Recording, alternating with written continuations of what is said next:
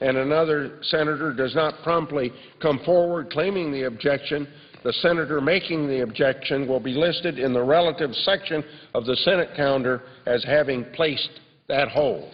I would yield for final conclusion to the senator from Oregon. I thank the senator from Iowa, because with this colloquy he has laid it out very well. The fact of the matter is we have been at this. It sometimes feels like it's been longer. It's been the longest running battle since the Trojan War, given the fact that we have had leadership agreements, we've had amendments, we had the watered-down version of the law, and today we finally have an opportunity to ensure that the unconscionable practice of secrecy that keeps the American people, millions of Americans, from learning about a bill or a nomination, that this practice is finally eliminated. And I thank my colleague. It has been a long fight and a pleasure to work with my friend from Iowa, to have the energy and enthusiasm of Senator McCaskill, who has given this cause a huge push.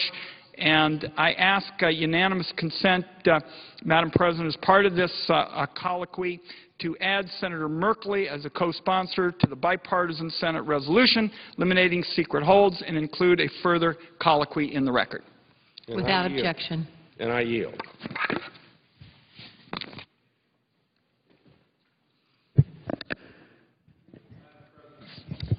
Senator from New Jersey.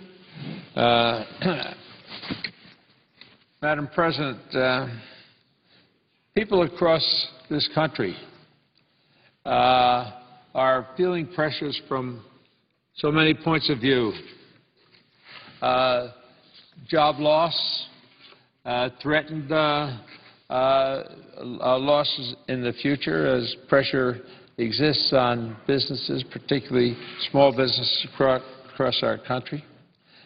They look to us, we and they're in the Senate and in the House, to help them solve their problems. And what we've seen is results in an attitude about those of us who serve in the Senate and the House of Representatives with a degree of disdain. And the reason that it's developed that way is because they think we're not doing our job.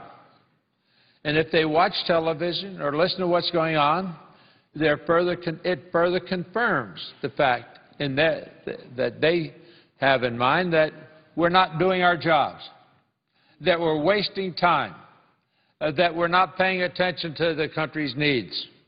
And that kind of a picture is appropriately formed with the situation as it is. The Senate has become a roadblock to progress in our country. And I spent time, and I salute my colleagues, Senator Udall from New Mexico, Senator Merkley from Oregon, for the work that they're doing, and the others who are associated. And I commend the senator from Tennessee from the other side for his willingness, for his interest in establishing a consensus of view about how we can improve the functioning of our body here. And I salute him and commend him for it. I mentioned it to him privately. But we've all been wrestling with this problem, but finally I think we're coming to a time when we can solve it. Now, I've spent the past year trying to improve Senate rules so that we improve our functioning, that we show the people in the country that we are actively trying to solve their problems, and they'll understand that when they see people on the floor debating the issues, not seeing a clock working without any action to support it.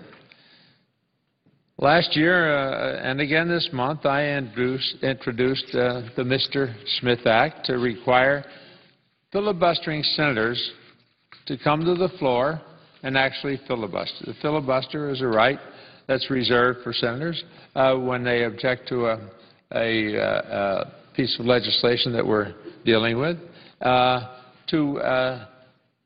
if they're able to get the floor, to keep it, until, at the present time, 60 votes developed that say end this debate. And so we know that at the moment that's a tool that the minority has used regularly, and it brings the Senate to a halt.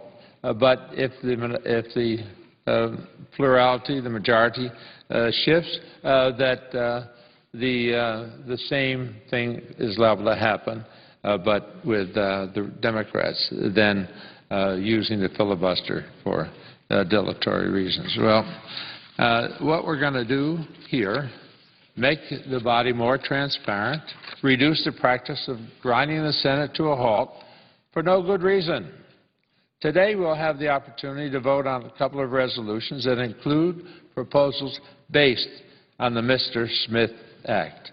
And everybody knows what the Mr. Smith situation was. Jimmy Stewart came to Washington, stood on his feet for hours, unimaginable length of time, to try and get something done. And it was a heroic gesture, and it's lasted as an icon for the American people. Like my bill, which we entitle the Mr. Smith Bill, the proposals put forward by Senators Merkley and Senator Udall come down to a simple idea. Senators who want to delay action on a bill or a nomination must stand up here and explain why we're delaying responding to their needs, to the American people. An empty Senate chamber can't help put Americans back to work, protect people from dangerous weapons, and improve our country's schools. We can't invest in our railways, roads, bridges, and other infrastructure needs and help struggling Americans to stay in their homes if there's nobody willing here, sent here, after, I'm sure, in every case, an arduous election, even though the numbers might not say that. But why, then, aren't they at work? School children would have no tolerance if they continued their absence from their classrooms or their homework. And why? Why in the Senate should it be allowed without intervention? So we want people to be able to see that there are senators in this chamber to debate the issues, that they're not clock watching and doing nothing to take care of the needs of the country. We're not making progress on vital issues because the rules of the Senate are being abused. Some of our colleagues are conducting silent filibusters, which really is a disguise for action, for inaction. Under these silent filibusters, senators are allowed to object to a bill or a nomination without ever having to defend their position. Instead of explaining to their colleagues and the American people why they oppose a bill, they're able to skip off to dinner, leaving this chamber to total gridlock. Is it any wonder that so many Americans have such a low opinion of Congress? When people look at the Senate and they see us stuck in a morass of dilatory activities, they don't appreciate it. They don't like it, and they want action. They want people who they sent here, who they voted for, who they depend upon to do something in their behalf. And if there's a disagreement about whether one path is right or not, then they'll understand that at least we're trying to do something. So that's why I've spent so many months in trying to improve the way that we conduct business. Passing these resolutions today will assure the American people that we are here to do their business. In addition to the Merkley-Udall resolutions, we will be voting on other important reforms to the Senate rules today. And, for example, I support Senator Wyden's measure from Oregon to end secret holds, because the American people, again, deserve to know who's holding up important legislation. Transparency is something we talk about constantly around here, but yet we're not willing to put it in front of the people. This is a much-needed reform, but we need to do more to make the Senate a more effective, more efficient chamber. The United States Senate, and I've been here a long time, was once known as the world's greatest deliberative body. And at some point it was decided some years ago that in order to bring the message more clearly to the American people that we'd allow television cameras to be here so that the American people could watch us at work, could see us at work, maybe even call it supervise us at work. Well, when they see a beautiful facility like the Senate chamber with no action going on, it gets to be quite depressing as far as they're concerned and as far as we generally here are concerned. The United States Senate was known, again, as the world's greatest deliberative body, the place where national conversations began and the major issues of the day were debated. And I and many of my colleagues want to see the Senate regain the respect of the American people, restore our reputation for serious debate and civil discourse. But we'll never achieve this if we continue to allow our own rules to be abused. So I say to my friends and colleagues to join in supporting these resolutions, because if we want to help the American people get back to work, if we want to restore their confidence, if we want to let them know that government is here to help, not delay, then we've got to get back to work too. And the fact is that time is being spent, but it's not being spent on behalf of progress in the country. And with that, Madam President, I yield the floor, and I thank my colleague from Iowa, Senator Harkin, who agreed to let me intervene with my remarks before he spoke as it was agreed to. Thank you. I yield the floor. Note the absence of a quorum. Clerk will call the roll. Mr. Cochran.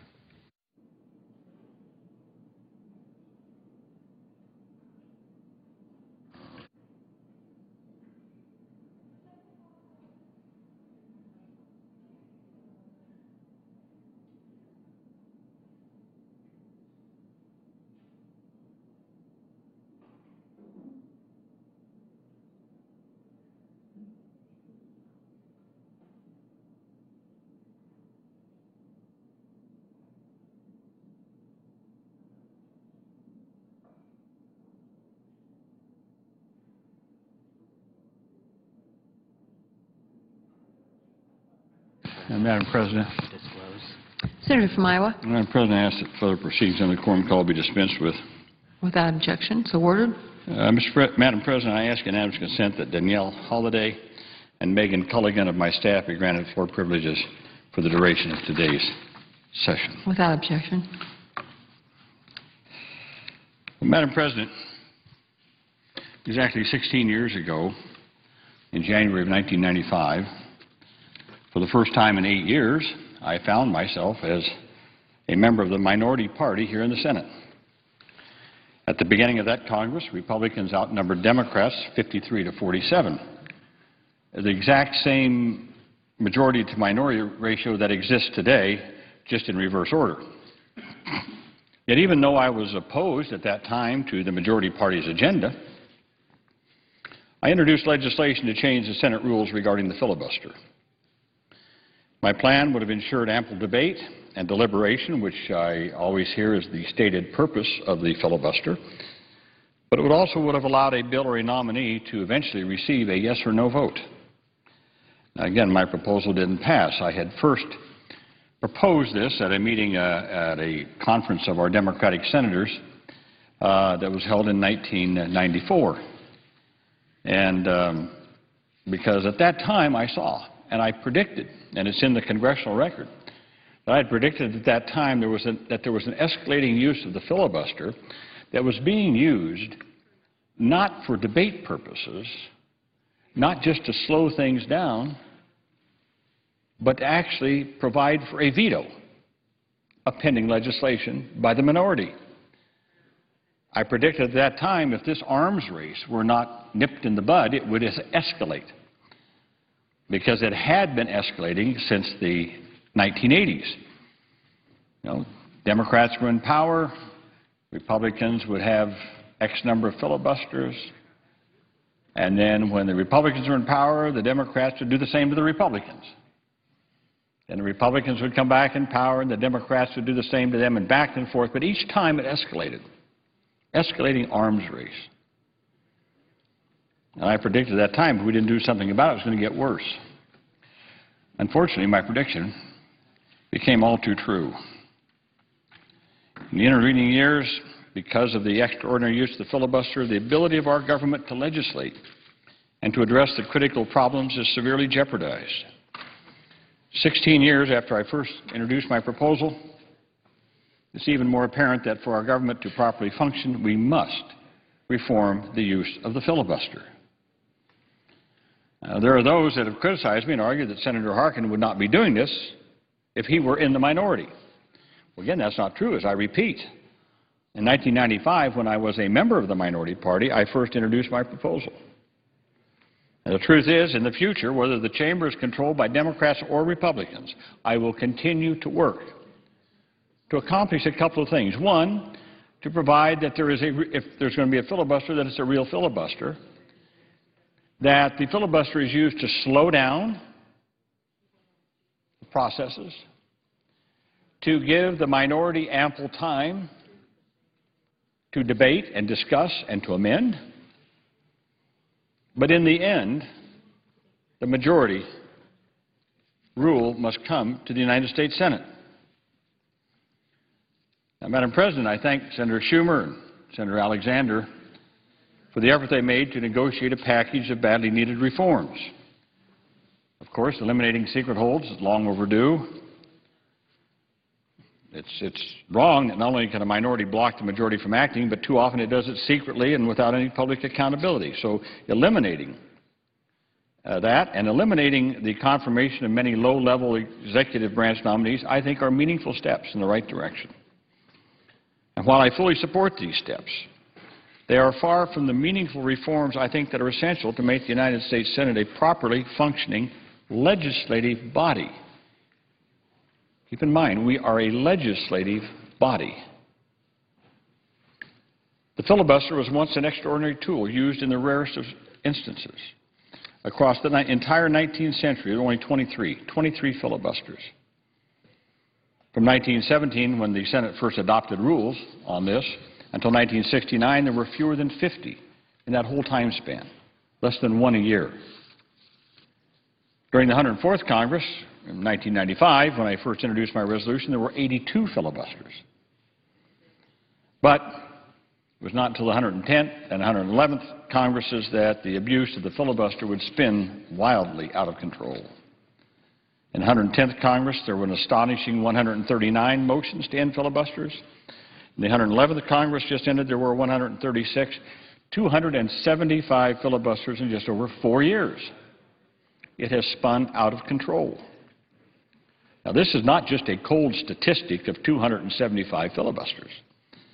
It means that the filibuster, instead of a rare tool to slow things down, has become an everyday weapon of obstruction, of veto. On almost a daily basis, one senator is able to use just the threat of a filibuster to stop bills from even coming to the floor for debate and amendment, let alone a final vote. Just in the last Congress, the filibuster was used to kill many pieces of legislation that enjoyed majority and often bipartisan support. The reality is, because of the way the filibuster is abused today, the minority has unchecked veto power over public policy. Now, when I say minority, I don't say Republicans. I say the minority. It could be the Democrats. It could be the Republicans. Think about this. We are a legislative body elected by the voters of this country every 6 years to legislate, to pass legislation with the House to send it to the President. or to defeat legislation, one way or the other, through our votes. But it would seem to me that reason alone would suffice to say that legislation should be able to be passed with a majority vote. But that's not what's happened in the Senate. The power to pass legislation has been given to the minority.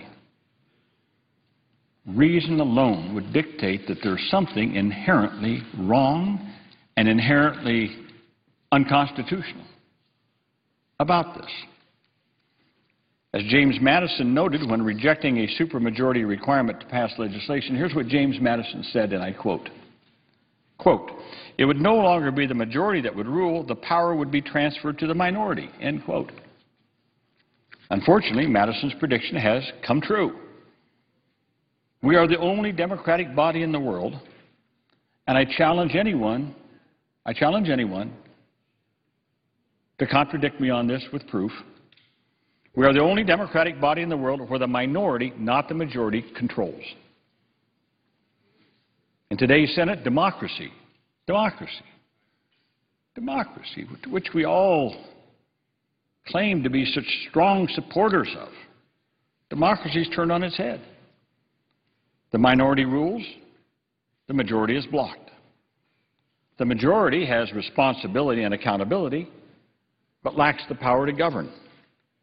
The minority has power, but lacks accountability or responsibility. This means, as we have seen recently, that the minority can block bills that would improve the economy, create jobs, and then turn around and blame the majority for not fixing the economy. The minority can block popular legislation, then accuse the majority of being ineffective. And again, I want to note that when I refer to the minority here, I'm not saying Republicans, I'm saying the minority. Both parties have abused the filibuster in the past, and both will, absent real reform, abuse the filibuster in the future. Though Republicans are currently in the minority, there is no question that control of this body will change again at some point, as it always does periodically. Now, some have argued that filibuster reform is nothing more than a, quote, power grab by a Democratic senator reacting to the recent elections in which his party lost seats. I've heard that said. Well, it's true that it is now harder for either party to obtain the 60 votes needed to pass legislation. But I want to make clear that the reforms I advocate are not about one party or one agenda gaining an unfair advantage. It is about the Senate as an institution operating more fairly, effectively, and democratically. I want to repeat again that I first introduced this in 1995 when I was in the minority. So, as we say in law school, in the court of equity, I come with clean hands. And the truth is, as it's situated right now, with Republicans controlling the House, any final legislation will need to be bipartisan with or without a filibuster. And let me also say again here that for a bill to become law, it has to be passed by the House and the Senate in the same form. In the same form. And then it must go to the President. The President can veto it, and then it takes two-thirds vote to override a veto. A lot of checks and balances out there. A lot of checks and balances. So the need for the check on legislation by the minority with the ultimate power to veto that is not needed. Not needed. In fact, inimical to a democratic institution. It was former Republican Majority Leader Bill Frist who said when he nearly shut the body down over the use of filibusters to block a handful of judges, again by Democrats, here's what former Leader Bill Frist said, quote, "This filibuster is nothing less than a formula for tyranny by the minority." For tyranny by the minority. Further, I want to make it clear that it's not those of us who seek reform who are engaged in a power grab. It's those who insist on hanging on to an antiquated rule that are grabbing for power. It's those who have taken an extraordinary tool once used sparingly to ensure ample debate and deliberation, and turned it into a monstrosity, destroying the power of the majority to govern, turning over effective control of the Senate to the party that failed to elect a majority of senators. That's the real power grab. That's the real power grab. Moreover, despite the dire predictions of opponents of reform, filibuster reform does not mean the end of minority rights in the Senate. Senators of all parties will continue to have ample time to make arguments, attempt to persuade the public and a majority of their colleagues. The reform proposals that are being considered fully protect the rights of the minority to full and vigorous debate and deliberation, maintaining the hallmark of the United States Senate. Republicans, presently, have stated that the filibusters were necessary because Democrats employed a procedural maneuver to deprive them of the right to offer amendments, the so-called filling of the tree. Well, notwithstanding the rejoinder that Republicans' abuse of amendments, such as offering amendments totally unrelated to the pending matter, and here again, this is where you get into the chicken and egg. Who did it first to whom? Nonetheless, I am sympathetic to the argument. The argument that the minority ought to have the right to be able to offer amendments. And that's why I've included in my resolution guaranteed rights to offer germane amendments. Germane amendments. Germane amendments. Not an amendment dealing with something totally unrelated to the legislation on the floor, but to offer legitimate germane amendments which the minority feels would improve or change to the minority's liking whatever legislation, amendment, or bill might be on the floor. Too many people, I believe, confuse minority rights with minority winning. Having the right to debate and to deliberate and to offer amendments does not mean you have the right to get your way. Being allowed to vote on your amendment does not mean you have a right to win the vote. The minority does not deserve the right to prevail in every instance. Now, if the minority can obviously convince some of the majority to join them, then they become the majority on a given issue or a given amendment, and that used to happen all the time around here. Nothing wrong with that. But the minority, I submit, does not deserve the right under our Constitution nor under any reasonable interpretation of a democratic legislative body. They do not have the right to systematically block action by the majority and to veto, to have veto power over what even can be considered on the floor of the Senate.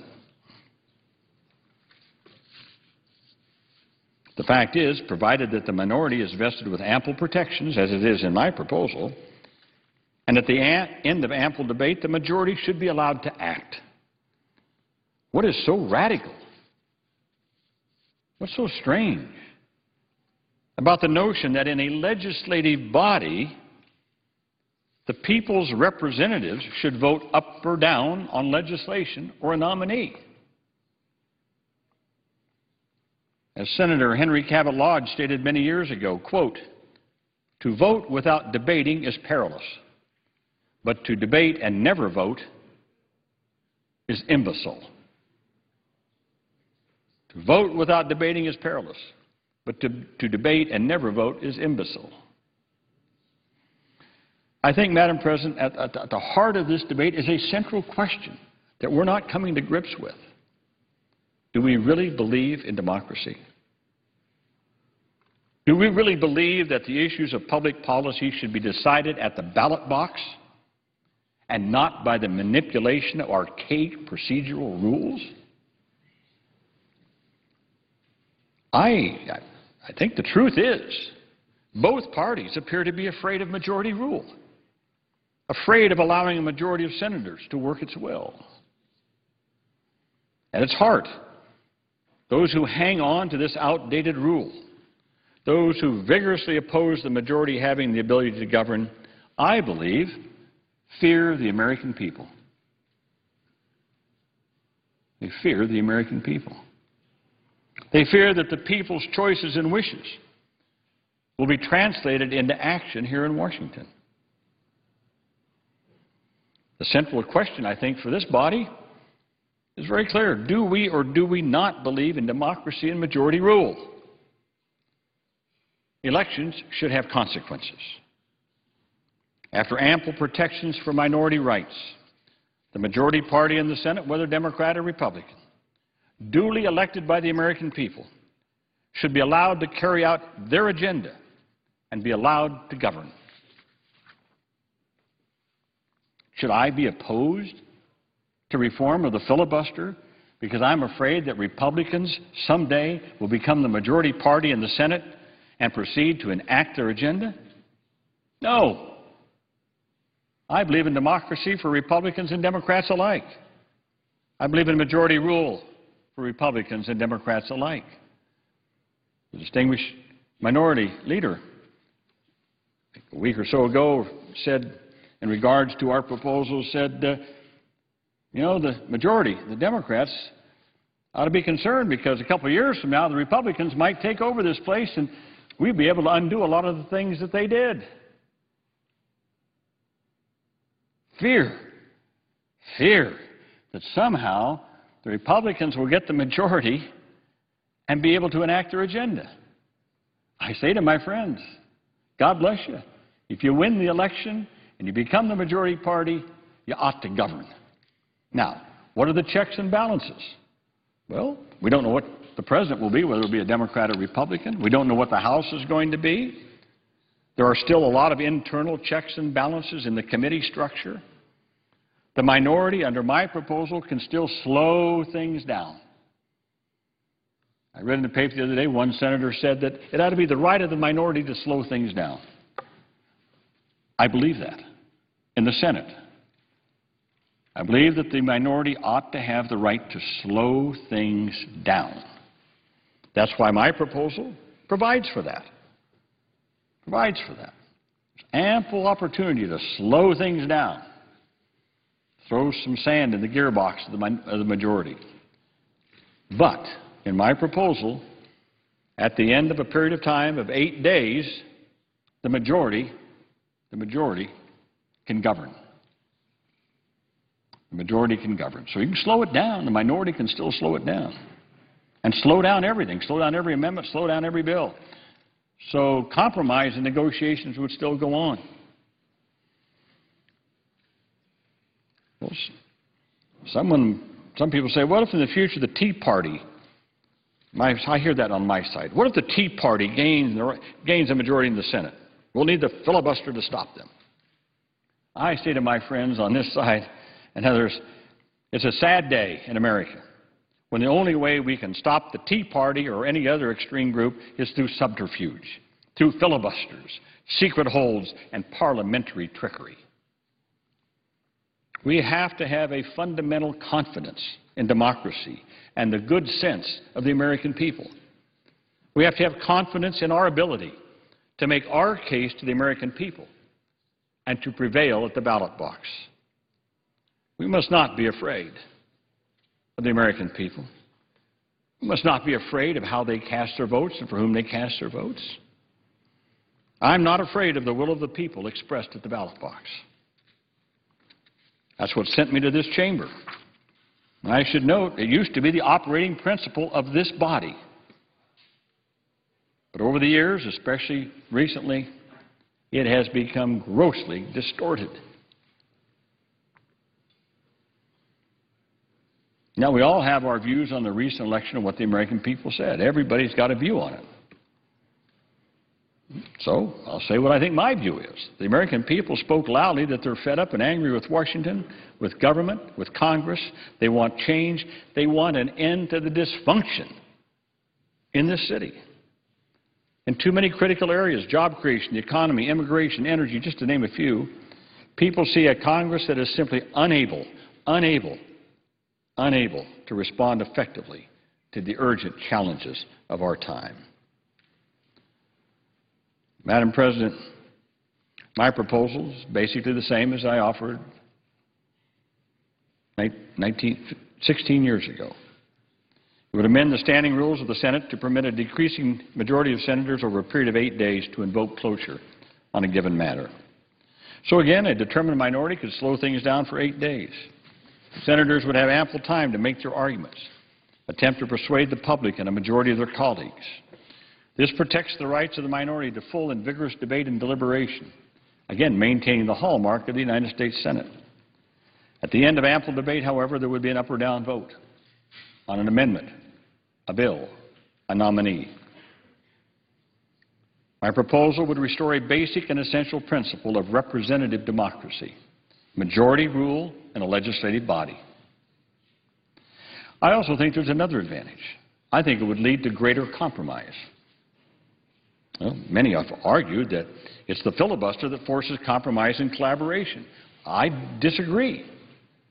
The fact is, right now, the minority has no real incentive to compromise. Why should they? If they can totally block something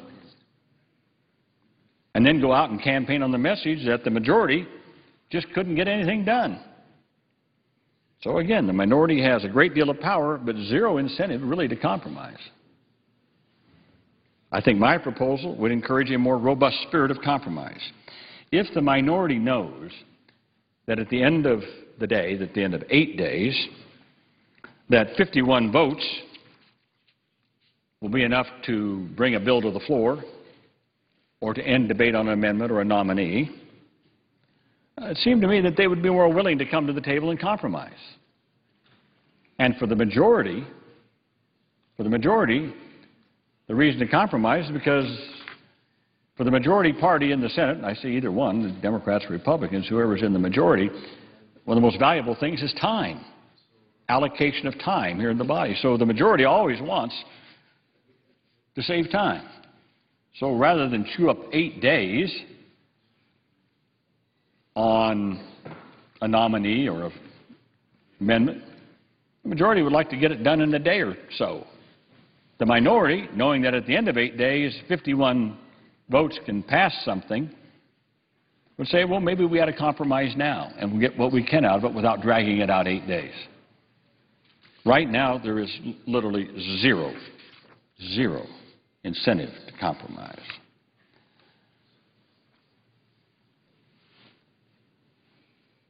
I also strongly encourage my colleagues to support the talking filibuster proposal of Senator Merkley's.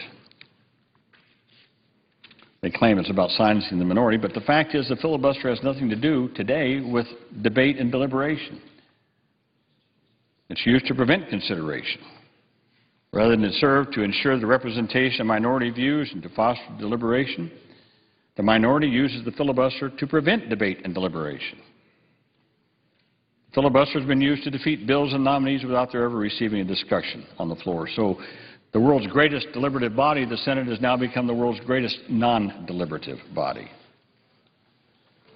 I think a yes vote today on a vote for reform, for change, and for a government that can effectively address our nation's challenges is a vote to move ahead. It's a vote for progress. Or you can vote for continued gridlock, continued obstruction, and broken government. This body, Madam President, does not function the way it's supposed to. To be sure, the founders put in place a system of checks and balances that makes it enormously difficult to enact legislation. As I said, it must pass both houses of Congress. First of all, it's got to go through committees, pass both houses of Congress, go to a conference committee, then it goes to the President, he can veto it, and then it can be challenged in court. All very significant checks. Now, couple of last things. I often hear opponents of reform claim that what I'm proposing would turn the Senate into the House of Representatives. Turn it into the House of Representatives. Because at the end of 8 days, there would be 51 votes could move something. I ask my friends, when did the Senate become defined by Senate Rule 22, which is the filibuster rule? I thought the Senate was defined in the Constitution of the United States. Rule 22, the filibuster rule, is not the essence of the Senate. Regardless, the Senate will continue to be totally different from the House. We have 2 senators from small states, 2 senators from large states. We're elected every 6 years. We have sole jurisdiction over treaties, impeachments. And the Senate operates, as we know, in so many instances, based on unanimous consent. And that will continue. That will continue. So the power of one single senator remains to object to any unanimous consent request. So eliminating the filibuster will not change the basic nature of this body, not the constitutional structure of the United States Senate. For most of the Senate's history, there were very few filibusters, at most 1 or 2 a year. Can someone suggest that the Senate of Henry Clay or Daniel Webster, Lyndon Johnson, Everett Dirksen, that Senate was the same as the House of Representatives?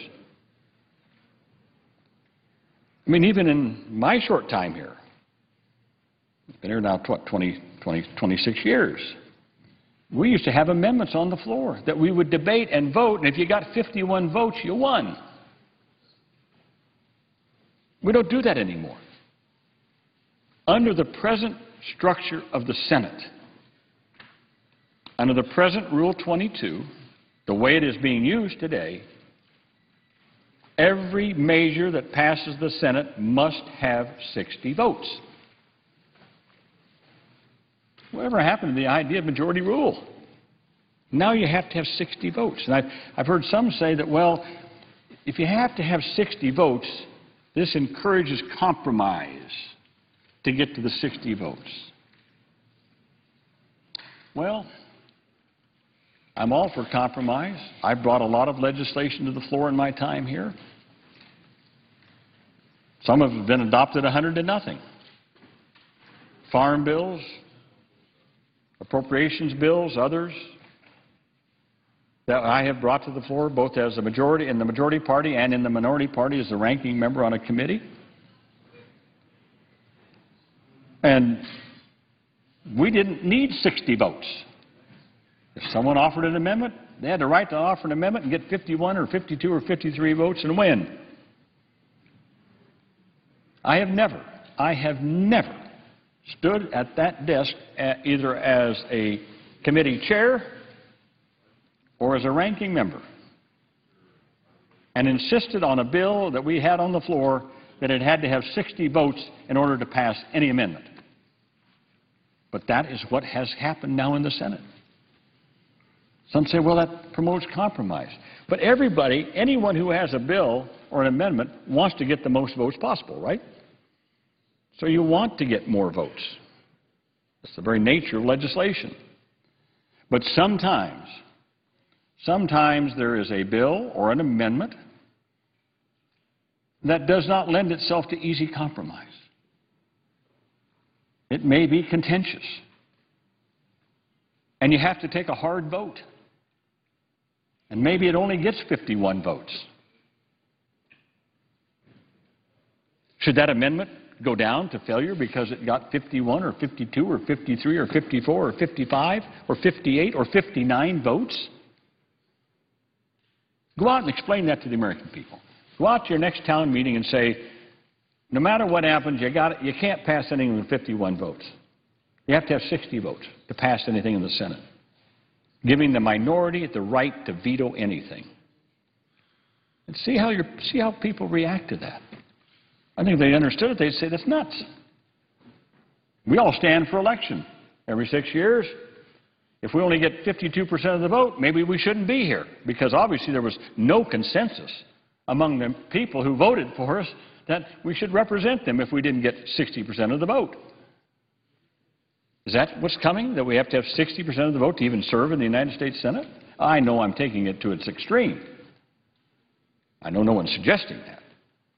I'm just saying that boiled down to its essence is that, yes, we as a United States Senate believe that a minority has the right to veto anything in this Senate. I would much rather be on the side that says the minority has the right to slow things down. The minority has the right to debate. The minority has the right to amend. And the minority has the right to win those amendments with 51 votes. But the minority should not have the right to veto and stop legislation. That's what my proposal does. Adequate time for debate, adequate time for amendments, ensuring that the minority can offer an amendment, but in the end, the majority would rule. It was never intended, never intended that a supermajority of 60 votes would be needed to enact any piece of legislation, any amendment, or confirm any nominee. Indeed, the framers of our Constitution were very clear about where a supermajority was required. There were only 5 in the original Constitution: ratification of a treaty, override of a veto, votes of impeachment, passage of a constitutional amendment, and expulsion of a member. It may come as a shock to many people, but the filibuster is not in the Constitution of the United States. In fact, historically, the first Senate, when it met, included a rule that permitted the majority to end debate and bring a measure to a vote with a majority. It's called invoking the previous question.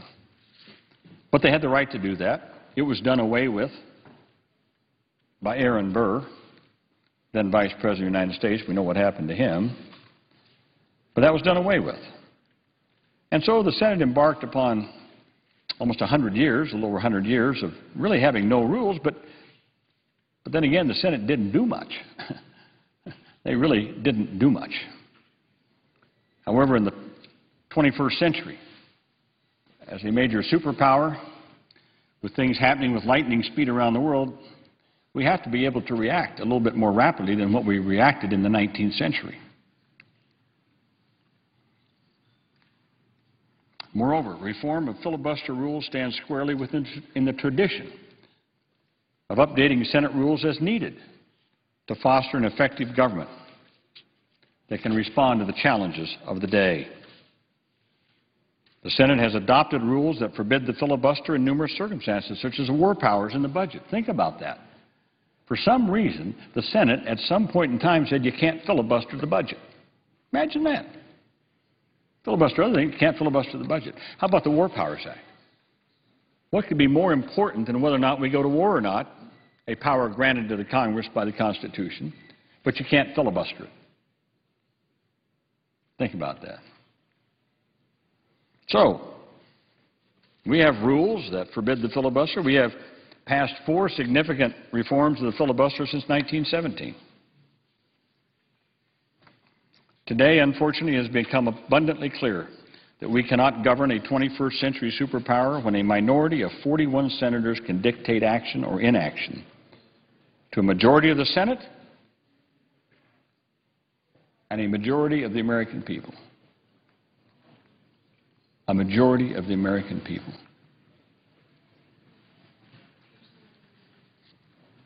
We had a bill here last year. It was called the Disclose Act. The House passed it twice, overwhelmingly. Sent it to the Senate. Now, what did the Disclose Act say? All it did is it said that the Supreme Court decision in Citizens United that allowed corporate money to be funneled into campaigns to defeat or support an opponent and did not have to be accounted for, did not have to be made public. Many people suspected that there was foreign money coming in through various sources to influence campaigns in the United States because they didn't have to report it. So the bill came through that didn't overturn the Supreme Court decision. It just said that if you're going to do this, you have to disclose where you got the money. Passed the House. Polls showed that it was supported by well over 80% of the people, majority of Republicans and Democrats around the country. It came to the Senate twice, 59 votes. It got 59 votes. Why isn't it law today? Because you need 60 votes. 60 votes. Go back and explain that at your town meetings. Go back and tell them that we don't have that today. We don't have that sunshine law because you needed 60 votes, even though we got 49. This is not the kind of representative democracy the founders envisioned. It's not the kind of representative democracy that our sons and daughters have fought and died for over 200 years. How many of our young men and women in uniform today, risking their lives in Afghanistan, Iraq, or around the globe, how many of them know that they're risking their lives for minority rule? For minority rule. Not majority rule, minority rule. Very few, I submit, very few. It's time to end the paralysis, the drift, and the decline here in the United States Senate. Yes, let's commit ourselves to debate and deliberation. Nothing wrong with that. Nothing wrong with extended debate. And there's nothing wrong with having compromises. But there come times when maybe a compromise is not in the cards, but should that mean you can't vote on it, I say to my friends? Should that mean that if you can't get 60 votes, you don't even deserve to even have a 51 vote or 52 or 53 votes? Is that what we're saying? I've heard my friends on the other side, I think I heard, I don't know exactly who it was earlier today, say, well, the 60 votes really promotes compromise. Well, I'm all for that, but what if you can't get the compromise, I say? Then are you saying you can't have a vote because you can't get 60 votes? That's in essence what they're saying. It is not the bedrock of democratic principle to deny the majority to rule, to finally have a vote. So there may be a lot of misinterpretations of the amendment that I'm offering. Oh, it's going to make us like the House. Nonsense. It's going to take away minority rights. Nonsense. It's going to take away the right of the minority to slow things down. Nonsense. What my amendment does is it says finally, at some point in time, we're going to exercise our constitutional obligation. And I will close on this. Every 6 years, we get elected, and we go down here, and we hold up our right hand, and we swear an oath. We swear an oath to uphold and defend the Constitution of the United States against all enemies, foreign and domestic, and to bear true faith and allegiance to the same. I submit, Madam President, that we are not living up to our oath of office in terms of bearing true faith and allegiance to the Constitution, when on the other hand, we enact rules that deny the majority the right to govern. When we deny the majority the right to govern. So I say, Madam President, every senator has a lot of power here. The power of a senator comes not from what we can do, but from what we can stop. I've often said that's kind of the dirty little secret of the United States Senate. Well, I think it's time for each of us to give up a little bit of our power. To give up a little bit of our power for the good of the country. To give up a little bit of our power to be able to stop something in order that the majority, whoever that majority may be, can carry out their agenda on behalf of the American people. I do not fear the voters. I do not fear the ballot box. What I fear is that this Senate will continue to be dysfunctional. It will not be able to act. We will continue to drift. We will not be able to respond to the exigencies of our time. The American people will get more and more frustrated and disappointed in the workings of our government. and the end result will be a decline in America. So I'm not Pollyannish. I know that none of these proposals will succeed. Take 67 votes, they say, to change the rules of the Senate. Madam President, I believe that is inherently unconstitutional. Unconstitutional. Can one Congress bind another? Can one Congress bind all future Congresses? Can one Senate bind all future Senates? Can one Senate, in a moment of time, say that you need 90 votes to pass anything here because 90 members happen to be of one party, so they enact a rule and they say you've got to have 90 votes to change any rule, knowing that it'll probably never ever happen again. As Senator Byrd said one time, I know he's being quoted a lot around here today, and when it comes to these debates, he said, we should not be bound by the dead hand of the past. The dead hand of the past. I believe it is the inherent right of the Senate to change its rules by a majority vote at the beginning of any Congress. That's what it says in the Constitution. Each house shall make its rules.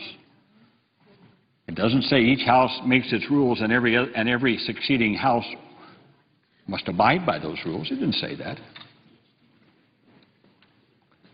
So, Madam President, I think what we're really left with is we are left with a situation where the Senate cannot live up to its constitutional obligation. I think it is almost inherently impossible for the Senate to do so.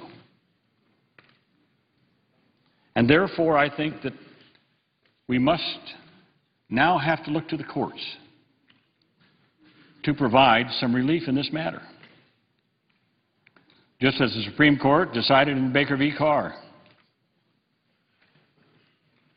that legislatures could not reapportion themselves.